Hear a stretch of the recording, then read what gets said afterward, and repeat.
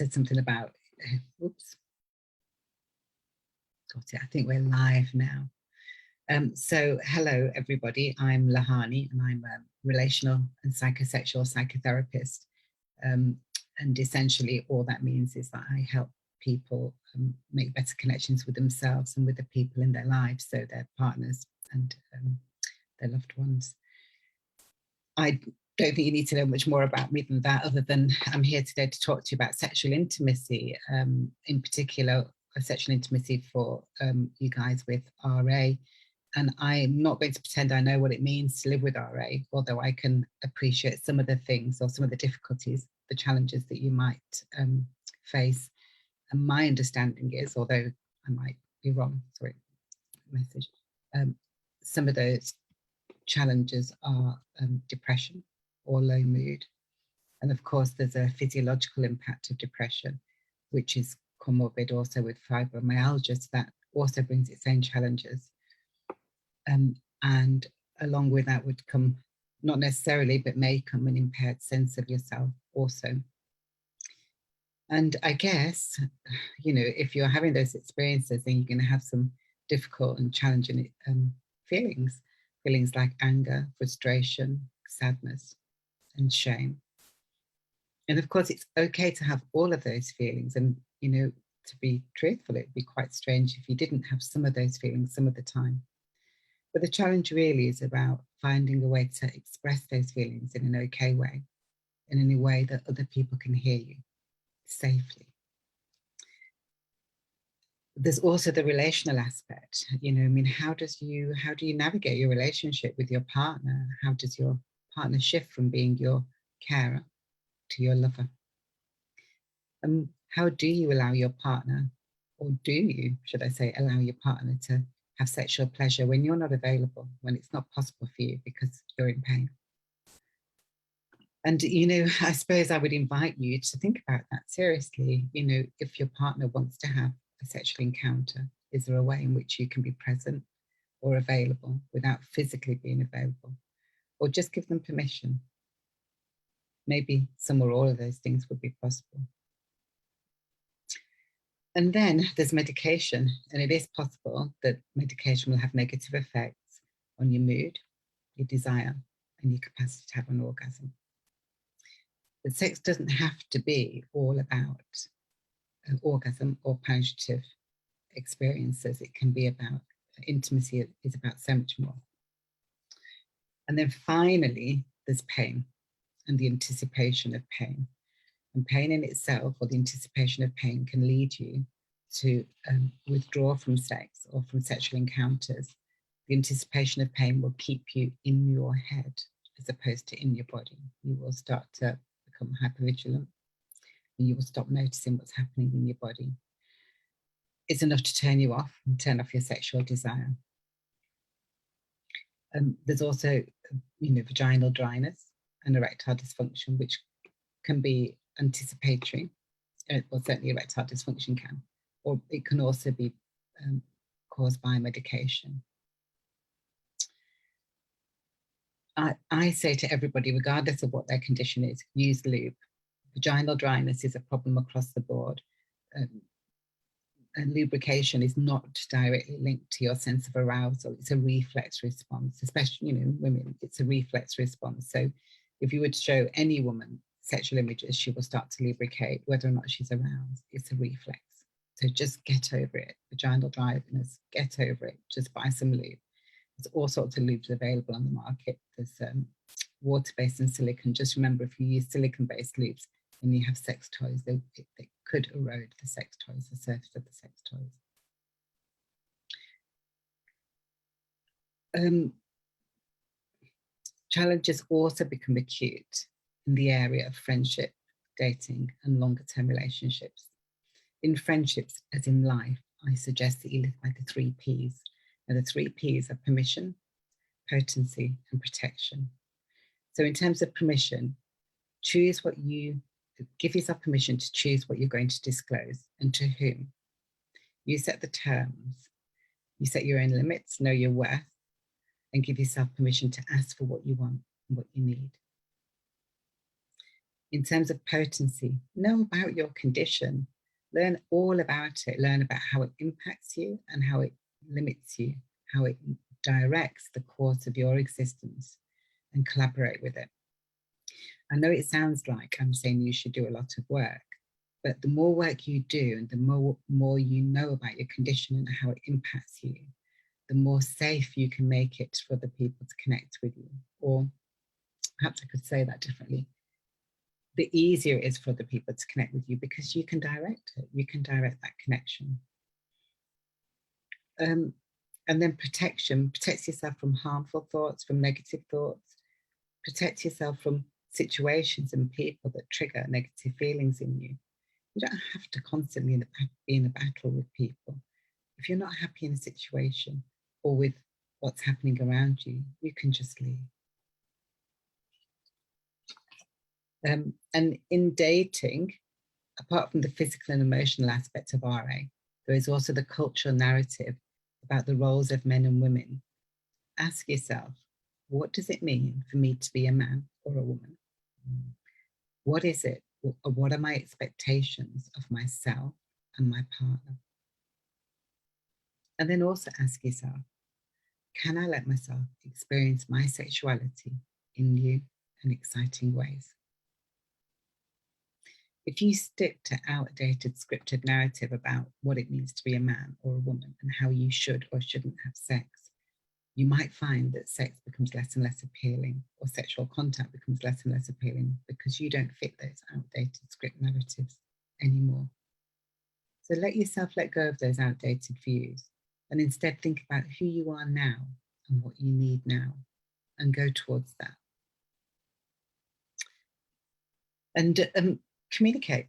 It's simple. Say the words. If you're going to date somebody or be in a relationship with somebody, you have to say the words. So, and it's okay to change your mind. It's okay to say something one day and feel differently the next. We are all constantly growing and evolving. What it's not okay to do is change your mind and not communicate that. If the other person doesn't know, then they're going to feel overwhelmed, surprised, disappointed. So communicate. Let your date know well in advance that you might need to cancel, that you have this condition. Be frank. Tell them just in the same way as you would tell them if you had a nut allergy or something else. Be frank, be open, be transparent. If they can't tolerate it, maybe they're not the right person for you. Equally, be wildly spontaneous on the days when you're feeling okay. Why waste time? Just go for it. There will be days when you feel really great and you feel that your capacity is much greater than other days. But essentially, the only way to navigate a relationship and to communicate is to say the words. So as far as sex in dating or at any time really, when you're with a new partner and you don't know how their body works and they don't know how your body works, be playful and let yourself try different positions. I invite couples to try positions with their clothes on, so it's not threatening and it can be much, much more playful. Try lots of different positions. Use pillows and cushions, use aids, see what works and see what doesn't before you actually get into any real intimacy. I would also say, give yourself turns at being passive and dominant. That means leading and being led. Create experiences and use all of your senses. So use sound, touch, taste, smell, and vision.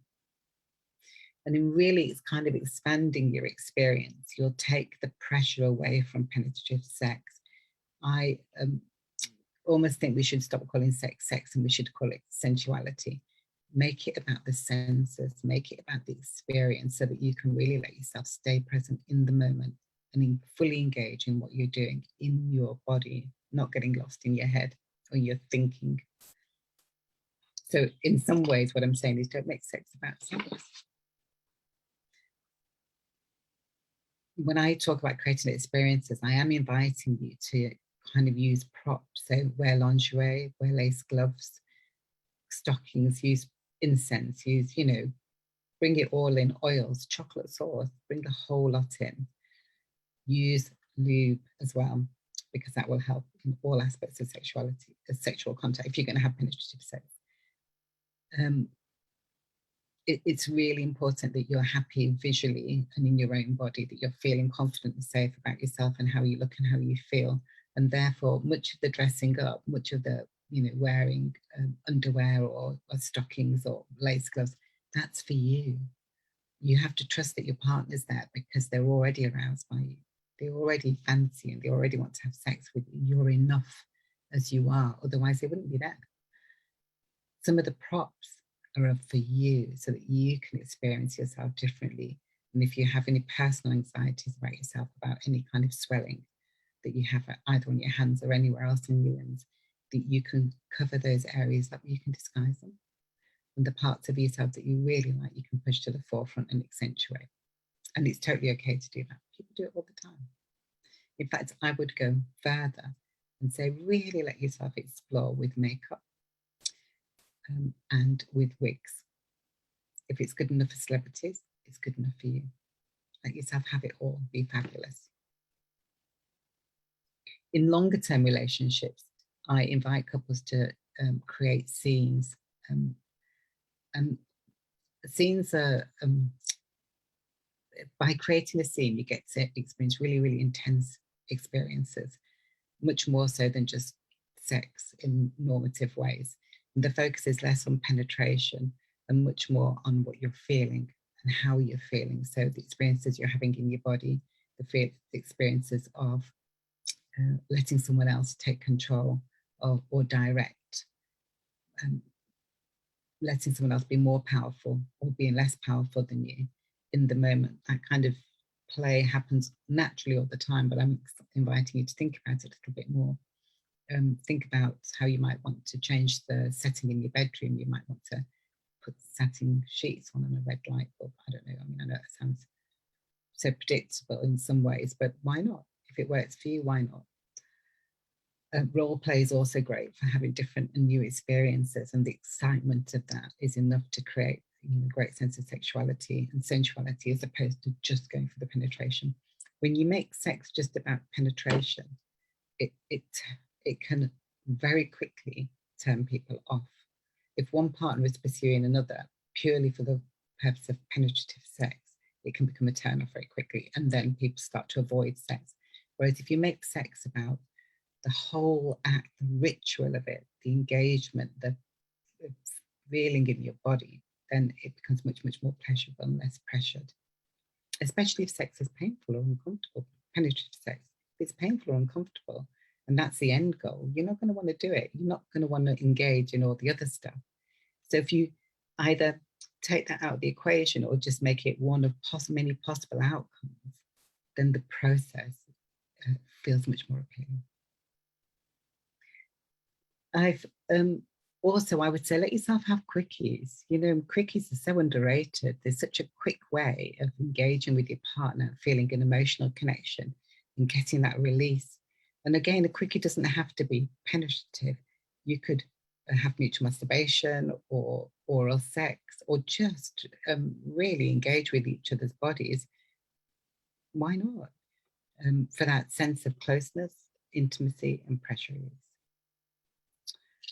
I've put a little note of myself here as well, saying don't hold on to resentments. Resentments are such a big problem. They really get in the way of connecting with another person. If you're thinking negative thoughts about them, you're not going to want to really fully give yourself to them or relax in the moment, because these negative thoughts will be niggling away. I invite couples to do a little exercise, which is to, every time you notice yourself having a resentful thought, to either write it down or make a mental note of it. And at the end of the week, you check in with all your resentments. You'll probably find most of them you can just let go. And if you make the conscious effort of letting them go, they won't build up. You won't build up a store in your thinking, in your unconscious. However, if there are one or two that stick with you that you can't let go of, that every time you think of them, they hurt, then you must communicate those to your partner. You really must, because if you don't, those resentments will build up over time, and eventually they will cause much, much bigger ruptures in the relationship. In the same way that resentments can build up, and then you end up with a big kind of resentment, this big problem, In the same way, nurturing feelings can build up. Nurturing transactions can build up until you have a lovely bank balance full of nurturing and loving connections, and then you can cash them in for really great sex as well. So kind of the opposite is true also. So think of it as foreplay. Foreplay isn't just grabbing your partner's genitals, you know, to indicate that you want to have sex. Foreplay is sending all the nice text messages, the pat on the bottom, the warm, loving stroke of somebody's hair, the sexy text, the picture, the flowers. Every time you act out a loving act towards your partner, you're putting pennies in the bank and you're building up sexual connection. And then later in the relationship, you can cash that in for sex or for intimacy. So do invest in sexual connection with your partner through small acts that don't necessarily seem like they're sexual, but they're about making connection. I also often ask couples to take a quiz I really like is the BDSM quiz. So it's bdsm.org. I can put links in, I think, at the end, maybe. And the reason I ask lots of couples to take this particular quiz is because it's so varied. It's so vast and varied. And lots of couples don't think, when they think about sex, they think about it in very normative ways. And that's okay, because, you know, that's how we socialize. But when you want to expand, either you want to expand your sexuality or you need to expand your sexuality, your remit, you might even not have an idea what that's going to look like because you just don't know, because you've never thought outside of normative ways. So the BDSM quiz is really great for that. You take it individually and it tells you what sort of sexual practitioner you are, for want of a better word, you know, where your sexuality lies, whether it's in the realms of vanilla or more towards the realms of kink. The quiz asks tons and tons of questions. It's very concise. And some of the questions are about sex in the way that you've possibly never thought about before, or sexuality you've possibly never thought about before.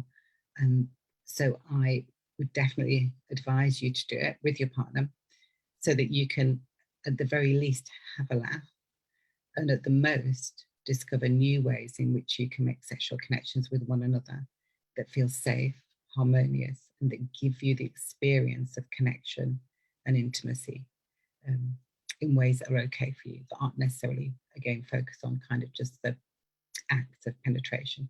It's so outdated in a way, you know, a society has socialized us to believe that for there to be sex, there has to be a penis, it has to be erect, and it has to pound away, and then there has to be ejaculate at the end, and that's it. That's the whole focus of sex.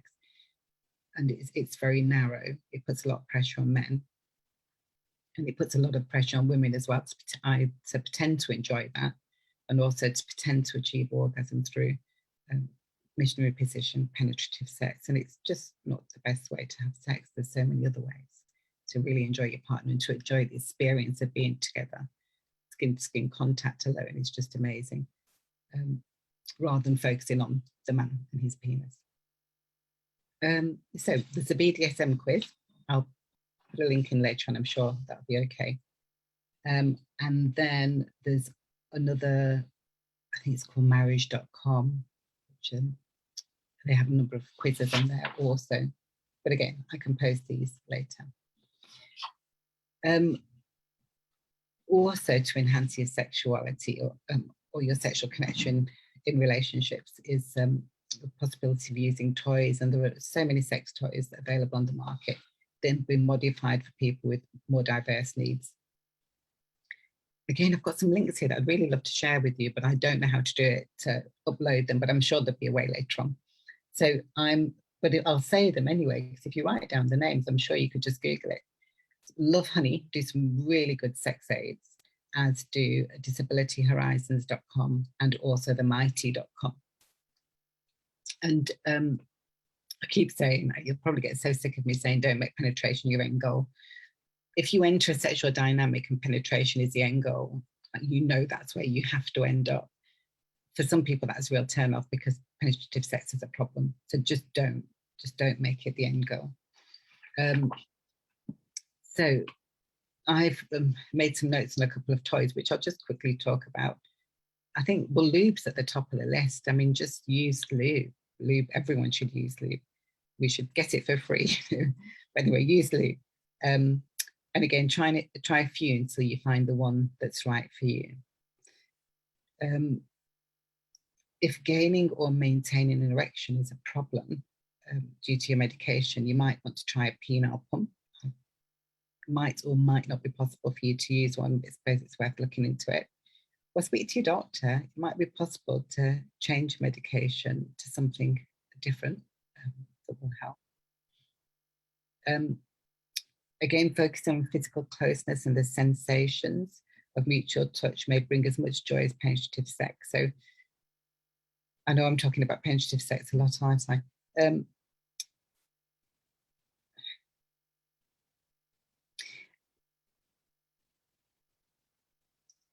So, okay, I'll leave. I was going to say something, but I'm distracting myself now, so I'll leave it. If joint stiffness is a problem, then try having a hot steamy shower, because heat generally helps, I believe. Try a hot steamy shower, but bring your partner in, have a shower together.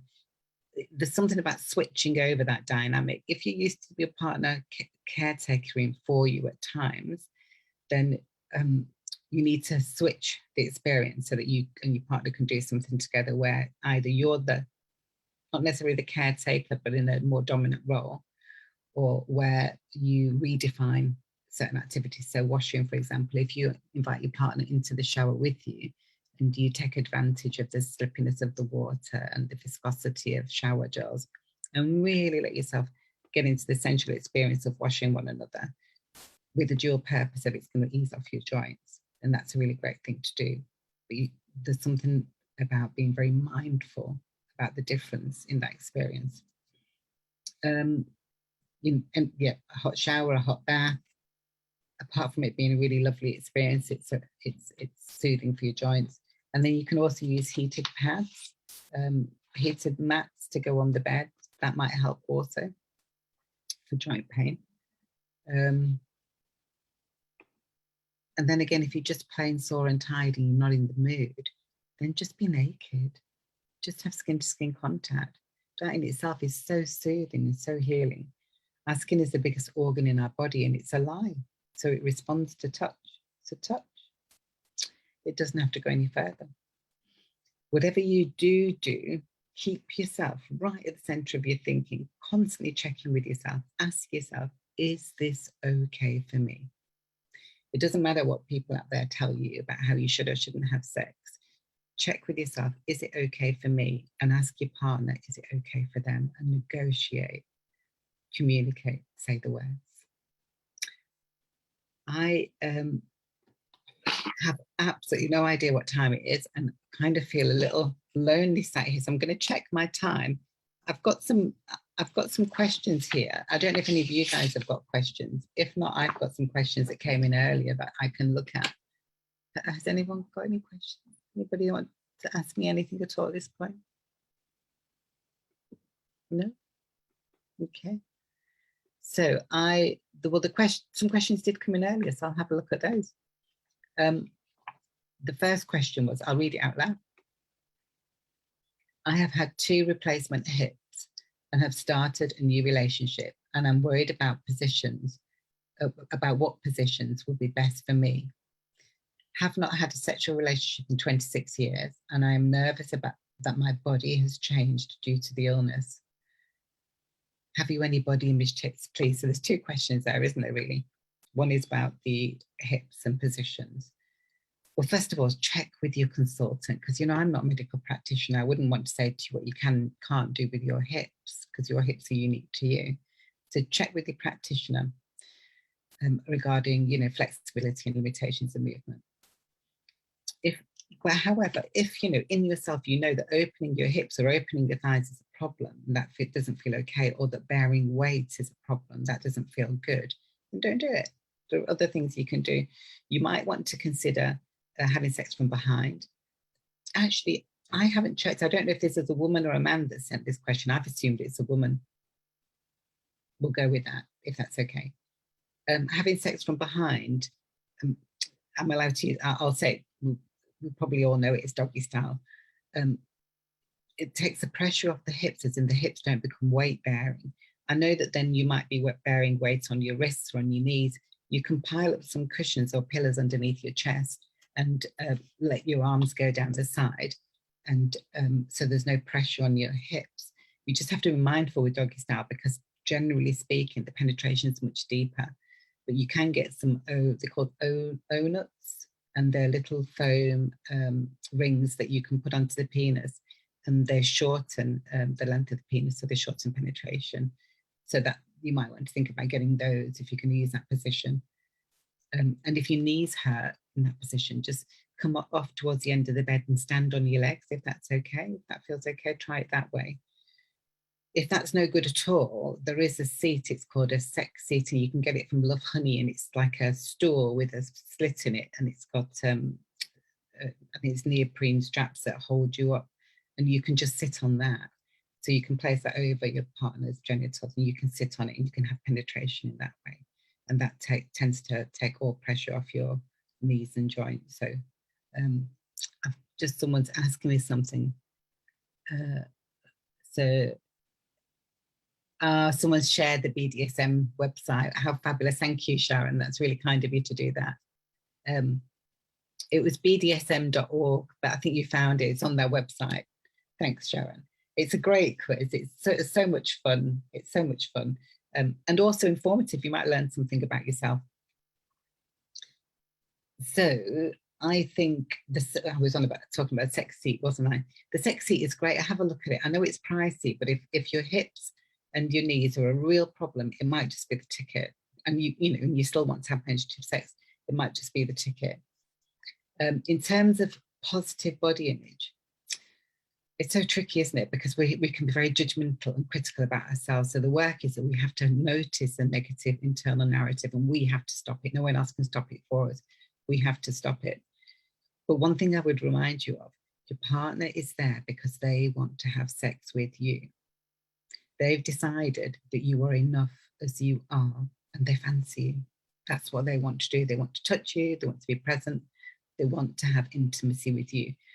If nothing else, keep reminding yourself of that. Keep coming back to that. Keep reminding yourself of that. And then, however, as I said earlier, everybody does. This isn't just because you've got RA. Everybody dresses up. Everybody wears makeup. Everybody wears perfume. Everybody, uses props to make themselves look and feel more fabulous and more beautiful. So do that. Do that. I was watching something on telly the other day with Katie Price, and she was talking about her wigs. Wear wigs if you want a wig. Why not? Do whatever you want to do or whatever you need to do to make yourself feel amazing. I've just got another question thing here. So it was just someone saying thank you. Oh, bless. So I'll go to unless anyone's got a question, I'll go to the next question. Okay. I love this question. It said, any tips on how to put a condom on when your hands, especially in the morning, are so stiff and you don't work too well? And also when the bloke won't help either. Well, my first thought was, if the bloke won't help, maybe he's not entitled to sex. That's terrible. I don't know why the bloke won't help, but it seems ridiculous to me. But okay, that aside, that's a whole kind of big thing on its own, isn't it? Kind of mutuality and, your partner helping you with sex and sexuality. However, I have heard, I've never tried it. I have heard that I've seen it done actually, if you hold the condom at the tip, hit the hook and put that in your mouth, and then put the man's penis in your mouth. I was going to try and demonstrate it, and then I thought, no, it's going to be a disaster. And then then gently put the man's penis into your mouth. The condom will naturally roll over the top. And I believe that is possible to do that. I think it would take a great deal of skill. But of course, some things are just worth mastering. And I think that would probably be one thing that's worth mastering. So that's the only suggestion I have in terms of hands-free putting on condoms. If anybody else has any suggestions, share. I'd be happy to hear. So the next question I have here, and again, please do message if anyone's got anything to say, is I worry about being in a new relationship and how I approach my partner living with RA. Do you have any advice? And I said, just be frank and honest. I mean, tell them in the same way you would tell someone that you had a nut allergy. You would just tell them, you wouldn't dress it up. You wouldn't make yourself bad, or, you would just say, oh, well, we're going to dinner. I've got a nut allergy. I need to let you know that. The end. It's okay to give them information. And I would give somebody, if I started to date someone, I would give them some information, a leaflet or something to watch. And I would say to them, you know what, make some notes, have a think about this, make some notes and come back to me with questions or queries, and I'm going to be available and answer those for you. Again, you just have to trust that they'll be able to tolerate it. And if they can't, then maybe that relationship isn't going to work. And again, don't make it all about RA. Lots of people go on dates, and those dates don't work out for all sorts of reasons. And we keep going on the dates until we find the person that we make the good enough connection with. And that's just the way it is. So I'll move on to the next question. My partner doesn't understand that I get fatigue and gets frustrated. What should I do? This kind of links to the question before. I would say give them as much information as you can. Invite them to come to a conference, to speak to other people, to read leaflets or information leaflets, or to watch documentaries. Invite them to get engaged so that they understand something about what your condition is and how it impacts you. And then the other thing that really niggled at me with that question left me with a question that I want to ask back to the person who posited that question. Do you want to be in a relationship with somebody who isn't kind? Think about it. Because kindness is possibly one of the most important things in any relationship. And if your partner's not willing to be kind, then I don't know if that relationship is worth pursuing. Although I'm not saying that about your particular relationship, because I don't know enough about it. So moving on. Sorry, apologies. Are there any sex toys that you would recommend for people living with RA? And again, I would refer you back to the Lohani website, the disabilityhorizons.com and the mighty.com. And some of the toys that I've got that I'd like to talk about one is a sex seat, which is just like a stool. It's like a metal frame stool with two neoprene straps. And so when you sit on it, there is a slit so that your genitals can be accessed, and you can just put that over your partner's hips if the man's lying down, so that you can access his penis and have sex in a really supported way, so you're sat right without any pressure on your hips or your joints. And then there's the wedge, the ramp for body support. So you can buy different shaped wedges which are soft and comfortable so that you can support your body, support your limbs if you want to have your limbs raised without any, to alleviate the pressure. You can buy a hands-free vibrator. So hands-free vibrators come with a strap, so you can actually strap them onto yourself and position it, and then you've got a remote control, so you don't have to worry about holding them. There's if you've got cash to splash, you might want to look at a sex swing or a sling. The sling is a cheaper version, it can be fitted to your door, or a full-on sex swing, so that you're elevated. The woman usually is elevated, and there's no pressure at all on her joints, and she can be positioned however she wants to be for sex. I do know that RA predominantly affects women, so I guess, and I'm a woman, so I guess that's why my focus is more female oriented. But if there's men out there who feel that, I'm not attending to their needs, please do just message and let's talk about it. You can buy a sensual body massager so that you don't have to use your fingers. You can roll the massager. It's just a grip hold. You can have a strap on with a harness. So if you're, depending on your gender, you can use it as a man or as a woman. You can use a harness for your penis, and you can use a harness where you add a penis to it also. And that will support your joints or your back also. I think the O-nut I've mentioned already. O-nuts are just rubber rings to manage the depth of penetration. The hot octopus masturbation sleeve is great. So you can hold it and it sends a vibrating pulse for the man's penis. So it's a masturbatory tool, which is really useful. And then the wee vibe cock ring is a ring that goes around the base of the penis, and it has a flat pad at the end which vibrates. So if you're having sex, the vibration from the pad stimulates the clitoris. But because of the way it's designed, you can also just hook your fingers through it and use it as a vibratory tool. But it's very easy to hold because you just put your fingers through it. You don't actually have to clasp it in any way. And then for pelvic floor health, you can get some remote control kegels, which just go inside. And again, a bit like the vibrating, the cordless vibrator, you've got a remote control. If numbness is a problem, so if you find that the medication has made you feel a little bit numb and you're not having as much sensation, you might want to try the Ignite Pleasure Balm, which is for decreased sensitivity. It'll create tingling, bring blood to the area. It might help with stimulation.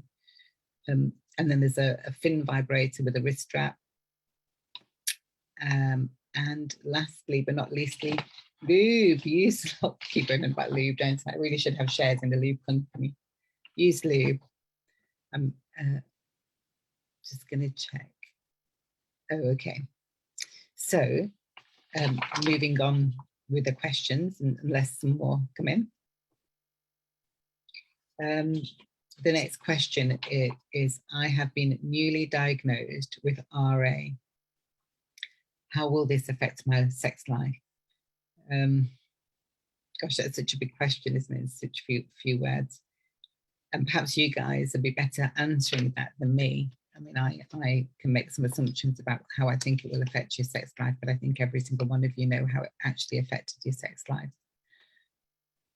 I think perhaps initially, the biggest change will be how you feel about yourself.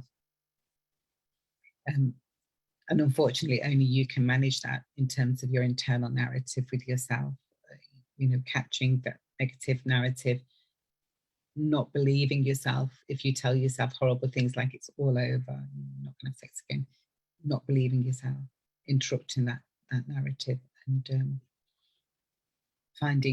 believing that you can still have sexual intimacy in meaningful ways. So I've said practice self-talk, positive self-talk, go back to the 3 Ps, give yourself permission to ask for what you need, be potent, know about your condition and how to work with it, and protect yourself from internal negative self-talk, and keep yourself safe from hurtful experiences. Don't put yourself in situations where you're going to have negative experiences. So really listen to your body and what's going on, and work out what's okay for you on that day and stick with that, as opposed to trying to do things which your body is telling you can't do on that day. And again, that anticipation of pain is such a problem. If you're anticipating pain, then you're probably not going to want to have sex. And if you do, you will probably have pain because you'll be withholding.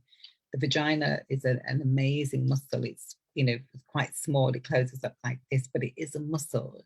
It's not, some people think, oh, my vagina is closed up and it's never going to work again. For example, in the case of vaginismus, and I do know that sometimes women who experience pain sexually develop vaginismus. So it's possible that if you've had penetrative pain, either hip pain or pelvic pain, because of RA, you might develop vaginismus and your vagina might get very tight, very clenched closed, so the penetration becomes problematic. That's a psychological process. It's your body trying to defend against pain. I mean, who wants to experience pain? Which is why it's so important for you to get in touch with your body and what you can and what you can't cope with, and give yourself permission to enjoy the spectrum of sexuality or sensuality without necessarily taking it to that painful place. So penetration is painful. Some of the time, don't take it and just don't go that far. But your vagina is a tiny little muscle like that, and it will open all the way up to like 10 centimeters. A baby's head can come out of your vagina, and it can do that over and over and over again. There's nothing wrong with the elasticity of your vagina and its capacity to tolerate penetration. The difficulty is in how you feel about it and how you feel about whether or not it's painful. And I'm not saying that all women with RA experience painful sex, not at all, or struggle with penetration. all sorts of women struggle with penetration for all sorts of reasons, often because they have inconsiderate partners and they're not fully aroused before the partner attempts penetration, or because the sex is so focused on penetration that it just turns them off. And it's not satisfying. So, sorry, I think someone's just come in. I've also think it's important to say here, if you are completely preoccupied with how you look, you are less likely to stay in your body long enough to gain and maintain an erection if you're a man. Obviously, as soon as we shift out of our body into our thinking, the sex tends to go west. So get out of your head and get into your body. And again, a way to do that is to focus on what you're feeling. Get in touch with your senses. What are you feeling? What are you seeing? What are you smelling? What are you tasting? Get in touch with your senses. Keep bringing yourself back to what's happening in the moment. What are you feeling on your hands? What are you feeling on your legs? Squeeze your arms and legs if you need to. Come back into the moment. All that negative self-talk in your head about whether or not you're okay, you're good enough, you're not good enough, all of that will just stop. Will actually get in the way of you enjoying sex. And then you create a loop because you create an experience. And then you use that as evidence next time you approach sex, because you say, oh, well, see, I've got all this evidence now that I can't have good sex or I have difficult sex. So it's important to break the pattern. Get out of your head and into your body. I'll move on to the next question. Would you recommend having a schedule for being intimate? Yes, definitely. But broaden your understanding of intimacy. Don't just make it about penetrative sex. Make it instead about physical and emotional connection. So if all you do is go into bed and stare at each other, do that. But if you're going to schedule intimacy, do it properly. Turn off your phone, turn off all social media. Don't put the telly on unless it's for background music. Let yourself totally focus in on one another and have time just for the two of you, and do whatever feels good at that time. Any questions? You're all very quiet. You can send me messages later if you want. I will respond if it doesn't feel okay to put messages on here. So the next question is, how do I make being intimate more comfortable when my joints are hurting? I would say look at some of the sex toys and the support they can offer physically that we looked at earlier. And then in particular for joints, you yourself will know what works best for you. So I guess I'm being quite generic, but my understanding is that using heated mats, a warm shower before sex or a hot bath before sex will help soften the joints. I would also try a variety of positions. Sex from behind can be quite good, although, as I said before, the penetration can be much deeper, so be mindful of that. On sex with a woman sitting on top can help, although there might be a whole different, difficulty with hip joints there. Or with the seat, it'll be much better. On a chair where the man's on the chair and the woman sits on top, that might work well. Obviously, you need a sturdy chair. But again, the woman can control the amount of depth, and she can be much, much more upright in that position too.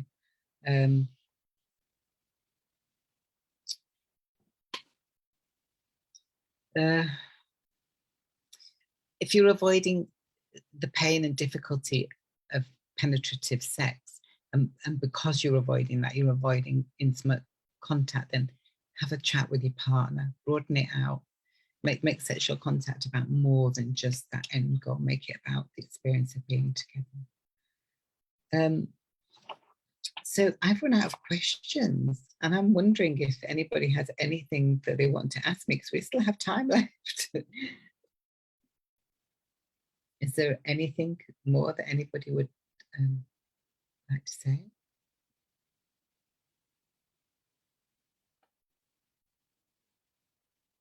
I've got a question here. I won't say any names, but I struggle with severe fatigue due to RA, which I think must affect my libido, or can medication cause this? Is there anything that increases this? Thank you. The first thing I'm going to say is speak to your GP or speak to your consultant, your specialist, because I'm not sure what the impact of all, I don't know what medications you're on, and I don't know what the impact of those will be. But if fatigue is stopping you from being intimate, ask yourself, what aspect of intimacy are you avoiding? Because intimacy doesn't have to be high energy. It doesn't have to be sex or sexual in the way that when we think of sex, we immediately think of somebody with a penis pounding away and it going on for ages or whatever. Sex and sexuality can be experienced in so many different ways. For example, would it be okay for you to have full body contact, be naked and have full body contact with your partner? Would that be okay? Would that be exhausting? Or would that be a nice experience? Would it be nice to have that same experience with some oils and maybe some music? Would it be nice to gently kiss your partner or be kissed in return? Ask yourself what's okay, which bits of sexual contact are okay, and just go with that. Just that your partner can tolerate it and that they'll be okay. And then if your partner, whether you're same sex or non-same sex, it doesn't really matter. Everybody can masturbate. If your partner decides they want to complete the sexual experience with an orgasm, then you can be present. You don't have to participate. You can be present and just watch them or comment, or you can somehow be part of that experience with them in a very low energy way. Find your way. Ask yourself, what do I want? What's okay for me? What can I tolerate? And just go with that.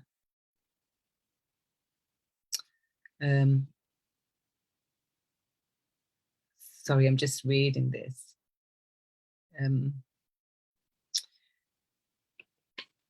It is something that is never talked about, and in a painful condition that damages joints, it really should be. Oh yes, of course, absolutely. We should all talk about sex. We need to talk about sex all the time, and we need to break down the idea of what sex is about. And I feel like, God, I'm stuck record, usually this whole narrative about, if a woman lubricates, it means she's aroused, and if she doesn't lubricate, it means she's not. It's such a load of rubbish. Let go of it. Forget it. It's not true. It's not true at all. Lubrication comes and goes, and it's a reflex response. It's nothing. It doesn't mean anything. Just go and buy some lube. And then the same idea about what sex is, I'm too tired to have sex. Okay, so what does that mean? Does it mean that you're too tired to have this full-on explosive penetrative sex thing that we're all supposed to have? Are you too tired to hold hands? Are you too tired to be kissed? Are you too tired to lie naked with somebody? Ask yourself, what is your bottom line? What is it that you're willing and available to do with your partner? And invite your partner into it and limit it. Be clear, this is my boundary. I'm okay for this. I'm not okay for that. If your partner's not okay with that, they can tell you. But I think you'll probably find that your partner will want to have some intimacy with you also. So here we are again. Does anybody else, by the way, if you do message, it's totally confidential. I'm not going to say your name, and no one else can read the message. No one else can see what the question you're asking. So I do appreciate that. It can feel shaming, can't it, when we're struggling in the area of sex? But between you and me, you'd be surprised how many couples struggle with sexual contact and sexual intimacy. I think the numbers are much higher than what we commonly believe. Just statistically, it might help you to know that something like 25% of couples in long-term relationship don't have sex, and they're happy. And also, I think it was I know it was a British medical journal did a piece of research. I think it was this year it came out, might have been last year, but it's very recent anyway. And apparently 20 years ago, an established couple had sex on average once every 2 weeks. And now, in the current times, an established couple has sex once every 2 months. And that's, I guess, I can only imagine that's because life's so busy and there's so much interruption, there's so much kind of external stuff going on and opportunity to do other things that we just don't find the time. Or when we are together with a partner, we're tired, or we're on our phones or doing other things at the same time. So watching TV or talking to friends online, whatever it is. So take the pressure off when you think about sex. If you've got this narrative that, oh my God, I've got to have sex, every week and 3 times a week to, qualify as a real human being in the world, forget that. It's not true. People are having less and less sex. And perhaps what's much, much more intimate is whether or not you are being loved and whether or not you're loving. I don't know.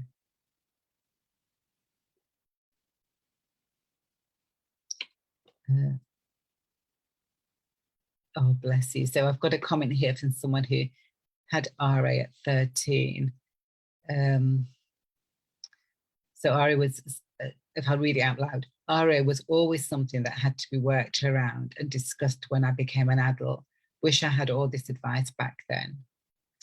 Well, to the person who's written that, you're an expert.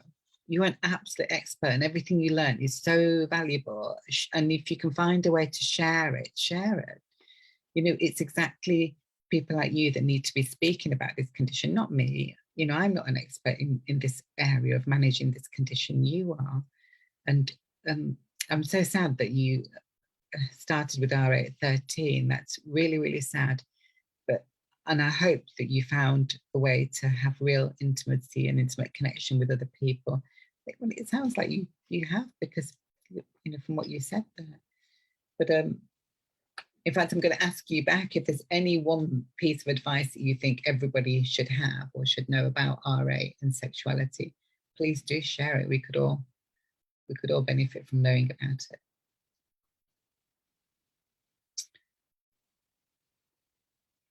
So, well, hopefully that person will respond. But if not, we will shortly be up to time, I think. I don't know if Anita can give me a cue. But I'm otherwise happy to wait a bit longer and see if there is anybody else who has anything to say. Okay, well, I'll start wrapping up then. But what I will say is, if anybody does want to ask me a question or know more about sensate focus, for example, which is a type of sex therapy program that I use a lot with couples, then get in touch. Or equally, just Google sensate focus. Sensate focus is such a fantastic sexual therapy program to help couples engage, and it focuses very much on, like I was saying, on touch and on the 5 senses, as opposed to getting lost in your head about how it should and shouldn't be. It's also very much about confidence building and confidence building about your own body, knowing that you're safe in your own body and that you're safe with your partner in your own body, and that they're there because they want to be, and allowing your partner to get in touch with their feelings of arousal with your body, with you. Sometimes that can be really scary, but it's actually quite lovely to know that your partner is aroused by your body and is enjoying it in that moment. But anyway, I won't go on. So thank you all so very much for being here today. And I wish I could speak to every one of you and see you all individually, but I know that's not possible. But have a lovely evening.